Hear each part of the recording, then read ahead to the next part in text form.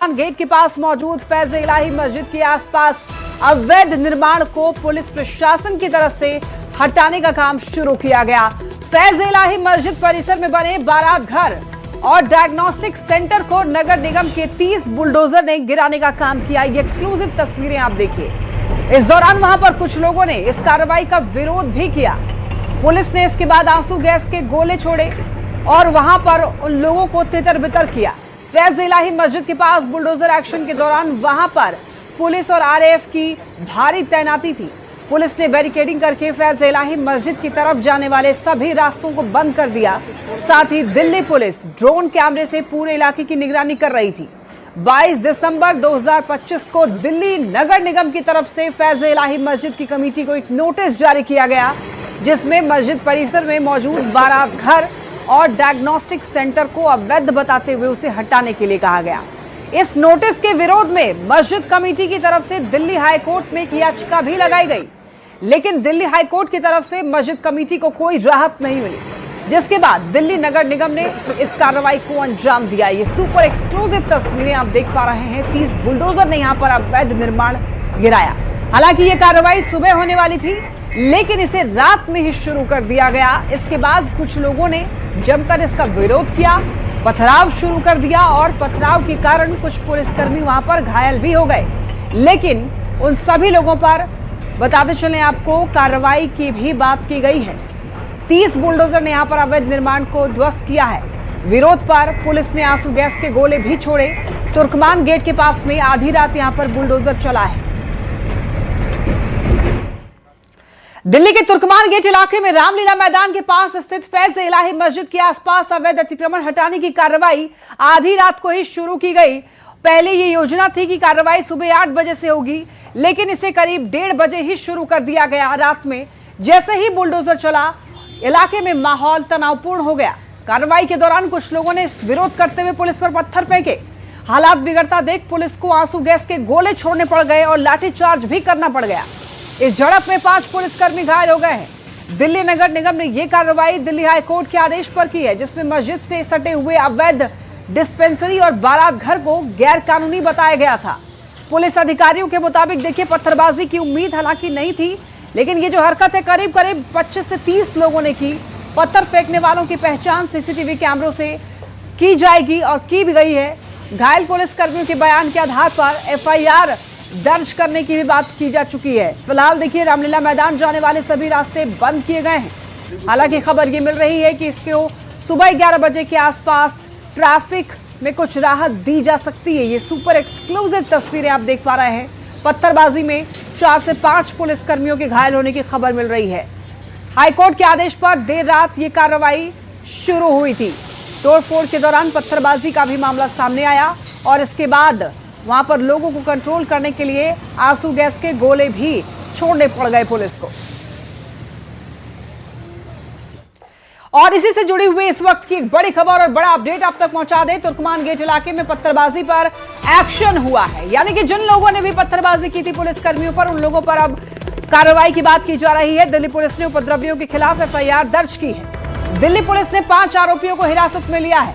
दिल्ली के तुर्कमान गेट पर देर रात जबरदस्त हंगामा हुआ।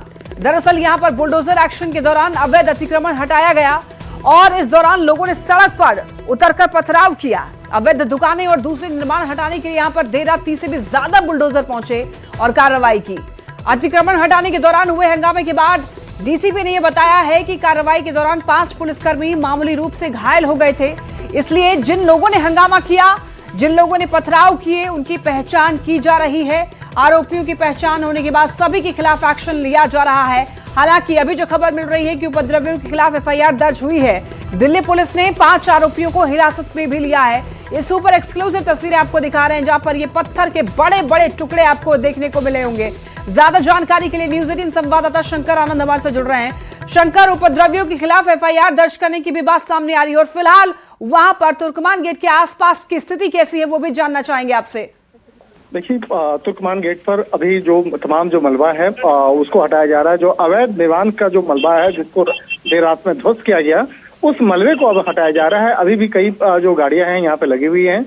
इसके साथ ही अर्धसैनिक बलों की जो जवान हैं उसको तैनात किया गया है। दिल्ली पुलिस के जवान जो हैं वो तैनात किया गया है और हंगामा करने वाले 10 लोगों को फिलहाल हिरासत में लिया गया है। FIR रजिस्टर करने के इस मामले में जो पहला FIR जो है वो रजिस्टर्ड कर लिया गया है। ये इस मामले में FIR रजिस्टर करने के बाद आगे इन्वेस्टिगेशन की प्रक्रिया जो है उसको आगे बढ़ाया जा रहा है। तो 10 लोगों को भी हिरासत में लेने के बाद आगे तफ्तीश की कार्रवाई चल रही है। जिस तरह से कैमरे में कैद बहुत सारे ऐसे लोग हैं, तकरीबन 100 से ज्यादा लोगों की भी पहचान हुई है, लेकिन उससे जुड़े हुए तमाम इनपुट्स को पहले संभाला जा रहा है। उसके बाद अब जांच प्रक्रिया जो है आगे की जाएगी, लोगों को पहचान किया जाएगा, उसके बाद आगे इस मामले में कार्रवाई की जाएगी। लेकिन सबसे बड़ी खबर कही जा सकती है कि ये तुर्कमान इलाके में जो अवैध निर्माण को ढाने के दौरान में जो नारेबाजी की गई, यहाँ पे हंगामा करने का प्रयास किया गया, पुलिस बलों को यहाँ पे रोकने का प्रयास किया गया, वो कहीं कहीं सरकारी काम को जो बाधा पहुंचाने का जो आरोप था, इन तमाम मामलों की गंभीरता को देखते हुए जिस तरह से यहाँ पर एक FIR रजिस्टर्ड किया गया है और उस FIR लेकिन शंकर, बड़ा सवाल ये भी है कि ये कार्रवाई सुबह होने वाली थी लेकिन इसे रात में ही अंजाम दिया गया। क्या इसके पीछे प्लानिंग थी कि इसका जो विरोध होगा, लोग वहां पर इस कार्रवाई का विरोध करेंगे और ये देखते हुए रात में ही बुलडोजर कार्रवाई शुरू हो गई? देखिए, ये प्रशासनिक डिसीजंस हैं, प्रशासनिक डिसीजंस हैं। कई बार ऐसा होता है कि लॉ एंड ऑर्डर यानी कि कानून व्यवस्था खराब ना हो, ज्यादा संख्या में लोग इकट्ठा ना हो और जिससे कि लॉ एंड ऑर्डर पे उसका असर पड़ता है। तो कई बार ऐसे चीजों को ध्यान में रखते हुए देर रात में इन सब चीजों को अंजाम दिया गया और 1:30 बजे के वक्त में इस पूरे ऑपरेशंस को अंजाम दिया गया। तो एक तरह से कह सकते हैं कि यहाँ उन तमाम बातों की जो मेन गंभीरता थी उसकी वजह रही है लॉ एंड ऑर्डर को बरकरार रखने के लिए, यहाँ पे ज्यादा संख्या में लोग इकट्ठा ना हो और यहाँ पर जो ट्रैफिक व्यवस्था है, यहाँ पर ट्रैफिक व्यवस्था यहाँ की बहुत चरमराई सी रहती है सामान्य दिनों में भी। तो यहाँ पर ट्रैफिक व्यवस्था पे उसका असर ज्यादा ना पड़े, इन तमाम चीजों को ध्यान में रखते हुए आज सुबह में देर रात में इस पूरे ऑपरेशन को अंजाम दिया गया। ठीक है, बहुत धन्यवाद आपका इन तमाम अपडेट्स के लिए शंकर। चलिए बढ़ते हैं खबरों में आगे और बात करेंगे बिहार की। मैट्रिक परीक्षा को लेकर बिहार बोर्ड अब तैयारी में जुटा है। देखिए, 20 जनवरी से 22 जनवरी तक प्रायोगिक परीक्षा होगी, 17 फरवरी से 25 फरवरी तक सैद्धांतिक परीक्षा होगी। बोर्ड ने परीक्षार्थियों का एडमिट कार्ड जारी कर दिया है। स्कूल प्रशासन बोर्ड की वेबसाइट से आप डाउनलोड कर सकते हैं एडमिट कार्ड। कुल आपको बताते चले 15,12,963 परीक्षार्थी इस बार परीक्षा में शामिल होंगे और परीक्षा में कुल 7,85,829 छात्राएं और 7,27,134 छात्र इसमें शामिल होंगे। इस बार भी लड़के की तुलना में लड़कियों की संख्या देखिए ज्यादा बताई जा रही है। राज्य में कुल 1,699 परीक्षा केंद्र बनाए गए हैं। वहीं दिव्यांग परीक्षार्थियों को विशेष तौर पर सुविधा मिलने की भी खबर मिल रही है। ज्यादा जानकारी के लिए न्यूज 18 संवाददाता रजनीश हमारे साथ जुड़ रहे हैं। रजनीश, मैट्रिक परीक्षा को लेकर के बिहार बोर्ड तैयारियों में जुटा है, किस तरीके की तैयारियां की जा रही हैं, एक बार पूरी जानकारी चाहेंगे आपसे। देखिए, इसी महीने में 20 जनवरी से 22 जनवरी के बीच जो है प्रैक्टिकल की परीक्षा होनी है और जिसको लेकर सभी स्कूलों को निर्देश जारी कर दिए गए हैं। 17 फरवरी से 25 फरवरी तक इसका सैद्धांतिक एग्जाम होना है और इसको लेकर एडमिट कार्ड भी जारी कर दिया गया है। तो जो परीक्षार्थी हैं खासकर 15,12,963 ये जिन स्कूलों में है, संस्थानों में है, वहाँ के जो हेड है या इंचार्ज है वो अपने यूजर और पासवर्ड के जरिए जो है एडमिट कार्ड को डाउनलोड करके परीक्षार्थियों को सौंपेंगे। ये तमाम इंस्ट्रक्शन जारी कर दिए गए हैं और सबसे अच्छी बात यह है कि इस बार भी छात्र की तुलना में छात्राओं की संख्या ज्यादा है। हालांकि कुल जो स्टूडेंट्स हैं उनकी संख्या कम हुई है 2025 की तुलना में। कहा जाए इस बार संख्या जो है टोटल स्टूडेंट्स की कम हुई है और जो स्टूडेंट्स हैं उसमें लड़कियां ज्यादा है। तो एक अच्छी बात यह है कि जो मुख्यमंत्री की तरफ से जो योजनाएं चलाई जा रही है उसका लाभ अब छात्राओं को मिल रहा है, जिससे अब ड्रॉप आउट का रेशियो कम हुआ है और छात्राओं का पढ़ाई के प्रति जो लगाव है वो बढ़ा है। तो एक अच्छा संदेश भी जा रहा है। राज्य में कुल 1699 परीक्षा केंद्र बनाए गए हैं जहां पर परीक्षा आयोजित की जाएगी और फरवरी में ये पूरी तैयारी देखने को मिलेगी। लक्ष्य यकीनन जो गर्ल्स स्टूडेंट है वो काफी ज्यादा अब रुचि ले रही हैं परीक्षा में। और दिव्यांग परीक्षार्थियों की अगर बात करें रजनीश, तो उनके लिए विशेष सुविधाओं की बात की जा रही है। बिल्कुल, देखिए अलग अलग दिव्यांग में कैटेगरी है, OH वाले अलग हैं, PH वाले अलग हैं और जो खासकर आई से ब्लाइंड हैं उनके लिए भी अलग है। तो राइटर्स के साथ साथ तमाम व्यवस्थाएं दी जाएगी और पिछले बार की तुलना में देखा है इसमें संख्या बढ़ी है दिव्यांग परीक्षार्थियों की। तो बिहार बोर्ड ने तैयारी कर ली है, चाहे वो एग्जामिनेशन कंट्रोलर हो, चेयरमैन हो, सभी ने बैठक की और बैठक के बाद जो कड़ी रणनीति है वो अपनाई गई है और इसके बाद परीक्षार्थियों को सहूलियत हो इसकी भी तैयारी की गई है। लक्ष्मी, ठीक है, बहुत धन्यवाद आपका इन तमाम अपडेट्स के लिए रजनीश।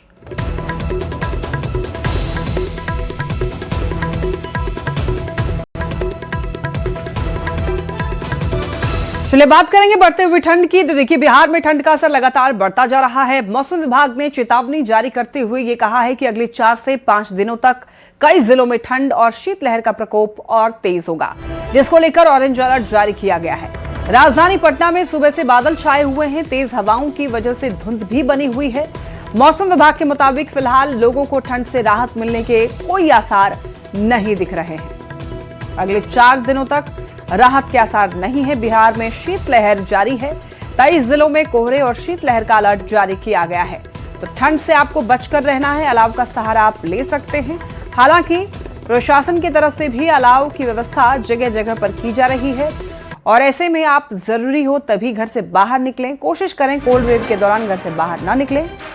फिलहाल अभी ठंड से राहत नहीं मिलने के आसार हैं। 23 जिलों में कोहरे और शीतलहर को लेकर अलर्ट जारी किया गया है। तो पूरे बिहार में इस वक्त कड़ाके की ठंड पड़ रही है और राजधानी पटना की बात करें तो इस वक्त आकाश में बादल छाए हुए हैं और जबरदस्त कुहासे का असर पटना में भी देखा जा रहा है और पूरे बिहार में कई जिलों में कुहासे का असर देखा जा रहा है और मौसम विभाग ने जो भविष्यवाणी की है वो और कपकपी बढ़ा सकती है। 23 जिलों में कोल्ड डे का ऑरेंज अलर्ट जारी किया गया है। तो जाहिर सी बात है बिहार में जो हाड़ कपाने वाली ठंड है अभी इसमें और बढ़ोतरी होने वाली है और मौसम विभाग ने जो भविष्यवाणी की है वो चिंता और भी बढ़ा रही है। मौसम विभाग के माने तो आने वाले 3-4 दिनों में न्यूनतम तापमान में लगभग 3 से 4 डिग्री सेल्सियस तक गिरावट होने की संभावना है। तो जाहिर सी बात है अगर ऐसा होता है तो कपकपी और ठिठुरन दोनों बढ़ जाएगी। और राजधानी पटना की बात करें तो दिन में वाहन लाइट जलाकर चल रहे हैं तो आप समझ सकते हैं कि पटना में मौसम का हाल क्या होगा।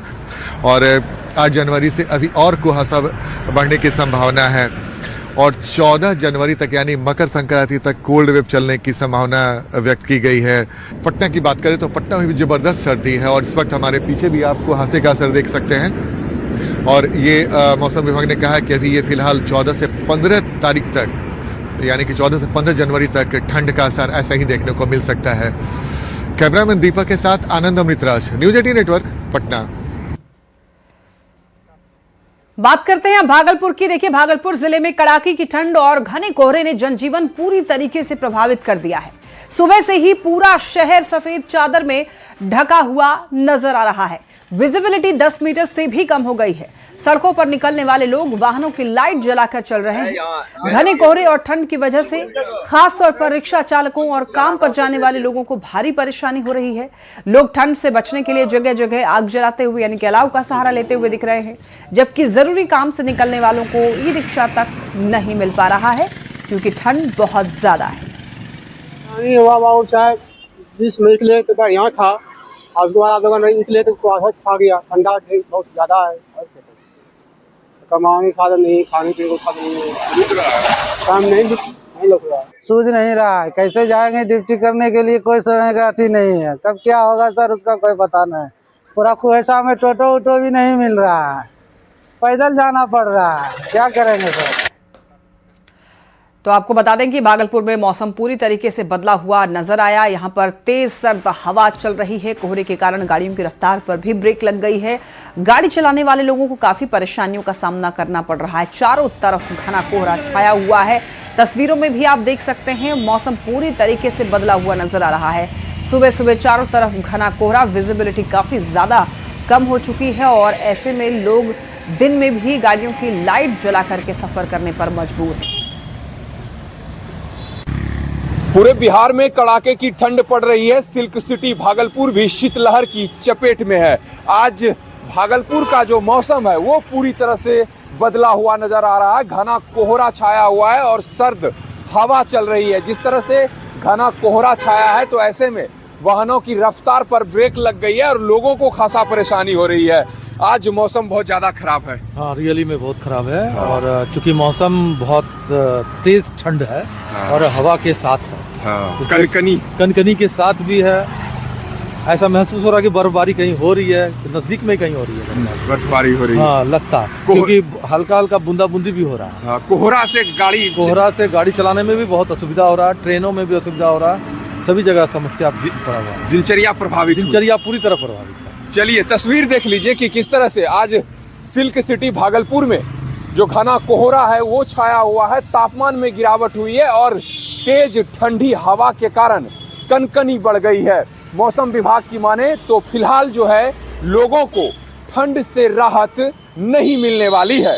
विकास कुमार सिंह, न्यूज़ 18 भागलपुर। और अब बात करते हैं जमुई की। जमुई जिले में लगातार ठंड और शीतलहर से जनजीवन प्रभावित है। काम के अभाव में मजदूर भी परेशान हैं। जमुई शहर के कचहरी चौक पर हर दिन दर्जनों मजदूर काम की तलाश में आते हैं, लेकिन ठंड के कारण अधिकतर को काम नहीं मिल पाता है और उन्हें वापस ही लौटना पड़ जाता है।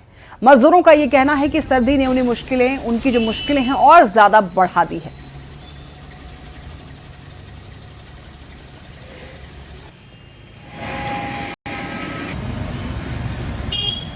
बीते कई दिनों से ठंड और शीतलहर के कारण जमुई जिले के लोगों का जनजीवन अस्त व्यस्त है। वहीं ठंड और शीतलहर की मार सबसे ज्यादा मजदूरों पर पड़ रही है। शहर का चौक जहां पर मजदूर सुबह से ही खड़े होकर अपने जॉब मतलब काम का इंतजार करते हैं, उन्हें काम नहीं मिल रहा है ठंड के कारण।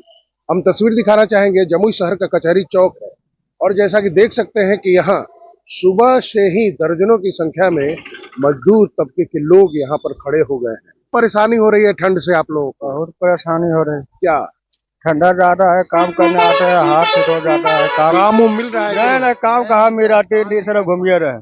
3 दिन से घूम रहे हैं। सुबह आप कितने बजे से आप लोग? 5 बजे उठते हैं सुबह में और यहाँ आते हैं 7 बजे यहाँ चले जाते हैं। 7 बजे से यहाँ पर इंतजार करते हैं? हाँ। कितने बजे तक इंतजार करते हैं? 11 बजे तक रहते हैं। 11 बजे उठ के आते हैं यहाँ पे। परेशानी नहीं रहता तो सब चीज पूर्ति रहता तो आते हैं हम लोग। तो ठंड के कारण परेशानी हो रही है अभी फिलहाल? ठंड के कारण परेशानी नहीं हो रही यार, गरीबी के कारण से परेशानी हो रही है। ठंड तो इतना तो करते रहेगा। और ठंड में अभी काम मिल रहा है आपको? नहीं मिल रहा है, घूम के जाते हैं, नहीं मिलता है। तो कचहरी चौक है, अगर देखा जाए तो जमुई जिले के अलग अलग गांव के ही नहीं बल्कि लखीसराय के लोग भी यहाँ पर काम की तलाश में पहुंचते हैं और ठंड के कारण इन लोगों की परेशानी बढ़ गई है। एक तरफ जहां यहाँ पर चौक पर घंटों देर खड़े रहते हैं लेकिन फिर भी इन्हें काम नहीं मिलता है और मायूस होकर इन्हें घर लौटना पड़ता है। ठंड की मार इन मजदूरों को पर ज्यादा पड़ रही है। केसी कुंदन, न्यूज़ 18 जमुई। तो वहीं देखिए, दिल्ली एनसीआर में भी मौसम विभाग ने 7 और 8 जनवरी के लिए येलो अलर्ट जारी किया है। तो यानी कि दिल्ली का जो तापमान है वो 5 डिग्री तक पहुंच गया है। आईएमडी ने ठंडी हवाओं के साथ ही कोल्ड वेव की चेतावनी जारी की है। 7 किलोमीटर प्रति घंटा से अधिक रफ्तार से बर्फीली हवाएं चल रही है। कोहरे और धुंध से रेल और हवाई यातायात पर भी इसका असर पड़ रहा है। ज्यादा जानकारी दे रहे हैं न्यूज़ 18 संवाददाता संदीप पांडे। सर्द हवाओं का दौर तेज हो गया है। दिल्ली में आज हवाओं की गति 7 किलोमीटर प्रति घंटा की स्पीड से ज्यादा दर्ज की गई है। स्थिति यह है कि दिल्ली का आज न्यूनतम पारे से लेकर अधिकतम तापमान में भी गिरावट दर्ज की गई है। अधिकतम तापमान जहां 3 से 4 डिग्री नीचे लुढ़का, वहीं न्यूनतम तापमान 7 डिग्री सेल्सियस आ गया है। वहीं कई इलाके ऐसे भी हैं जहां पर न्यूनतम तापमान 6 से 5 डिग्री तक रिकॉर्ड किया गया है। यानी कि दिल्ली में हाड़ कपाऊ ठंड चल रही है, जिसके चलते बच्चे हो या बुजुर्ग सभी का जीवन अस्त व्यस्त है। वहीं दिल्ली में फॉग और स्मॉग भी छाया हुआ है। इसके कारण ट्रेन और हवाई यातायात पर भी बुरा प्रभाव पड़ता है। वीडियो जर्नलिस्ट प्रकाश गुप्ता के साथ संदीप पांडे, न्यूज़ 18 दिल्ली। देखिए, बिहार के गोपालगंज में कड़ाके की ठंड पड़ रही है। पहाड़ों से आने वाली बर्फीली हवाओं ने ठिठुरन और ज्यादा बढ़ा दी है। न्यूनतम तापमान 7 डिग्री सेल्सियस तक पहुंच गया है। डीएम ने 8वीं तक के सभी स्कूलों में 8 जनवरी तक पढ़ाई पर रोक लगाई है और लोगों से ठंड से बचाव की सलाह दी है। गोपालगंज में कड़ाके की ठंड पड़ रही है। पहाड़ों पर बर्फबारी होने की वजह से तापमान लगातार गिरता ही जा रहा है। ऐसे में गोपालगंज में न्यूनतम तापमान 7 डिग्री तक पहुंच चुका है। जो स्कूल है, कॉलेज है और कोचिंग संस्थान है, वहां पढ़ने वाले बच्चे परेशान हैं। हालांकि गोपालगंज के डीएम पवन कुमार सिन्हा ने 8वीं तक के तमाम स्कूलों को बंद करने का निर्देश दिया है। डीएम पवन कुमार सिन्हा ने कहा है कि ठंड के मद्देनजर 8वीं तक के तमाम जो विद्यालय हैं वहां पर शैक्षणिक गतिविधियां बंद रहेगी। इसके अलावा आंगनबाड़ी केंद्र या फिर प्री स्कूल में भी शैक्षणिक गतिविधियां बंद रखने का आदेश दिया गया है। चौक चौराहों पर अलाव का इंतजाम किया गया है। लोग अलाव का सहारा ले रहे हैं। दूसरी तरफ मौसम जो है वो कड़ाके की ठंड में है और हर तरफ ठंडी हवाएं चल रही है। कोल्ड वेव की वजह से लोग परेशान हैं और घरों में दुबके हुए हैं। कामकाज पर निकलने वाले लोग भी इस वक्त कड़ाके की ठंड से परेशान नजर आ रहे हैं। गोविंद कुमार, न्यूज़ 18, गोपालगंज।